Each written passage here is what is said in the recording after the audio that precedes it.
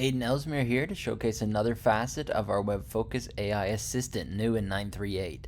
This video will focus on a developer persona editing a FOCUS exec directly with the help of an AI expert, one that's been fine-tuned on FOCUS code and WebFOCUS documentation, and that's grounded in your WebFOCUS environment and data. This is just one of many experts in your environment, from a hub assistant to an administration and security expert to a runtime agent embedded directly into reports and dashboards. Check out our other AI assistant videos for more details on those use cases. So, I'm a developer that's been tasked with updating a report on our at-risk customers at a bank. I've inherited this report and I'm really not sure where to start on making it production ready. If we run it and take a look here, we can see we actually run into an error. It looks pretty generic and honestly a headache to try and troubleshoot. We'll open that report up in the text editor, but instead of parsing through it all manually, let's open up the AI assistant and see what it can do to help us. We're given some suggested prompts like validating or explaining the effects, but first things first, we need to fix this error. So let's click Fix Errors. And it's going to read our report into memory.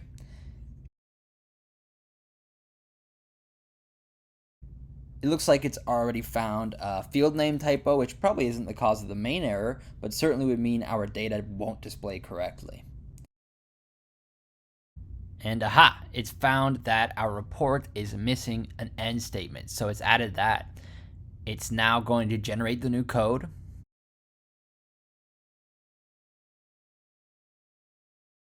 And it's given me some follow-up suggestions like validating this fix by running the report or applying this code change. I'm going to apply the change manually here and just save that code. And if I refresh the report, the errors are now fixed. That's great. I can now see the report, but I'm immediately noticing where the changes my leadership asked me to make need to be. First of all, that orange color's gotta go. We've been asked to standardize it to red across all of our reports. We've also seen that the threshold for customers being labeled as at risk was way too high. For example, our two agents here have over 50% risk, but they're not being highlighted. Before we jump in and start making changes though, we want an explanation of the effects, how it's structured. So let's ask for that.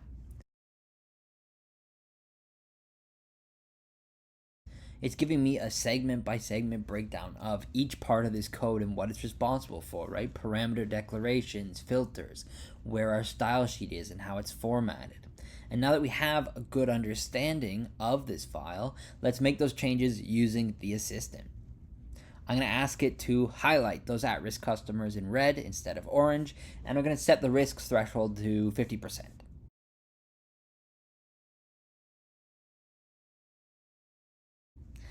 As it works, it's validating each step in real time. So once it's complete, I have the changes here ready to go.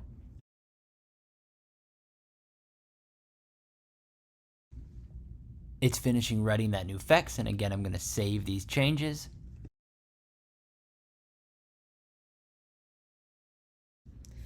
Now if I head back to the report, refresh it one more time, I can see those changes are applied and our customers with above 50% risk are highlighted in red. Perfect. And there we have it. We've taken an old broken report we knew nothing about and fixed and updated it using just the prompt interface. This is just one small example of what the FOCUS exec expert can do and what the broader AI assistant is capable of.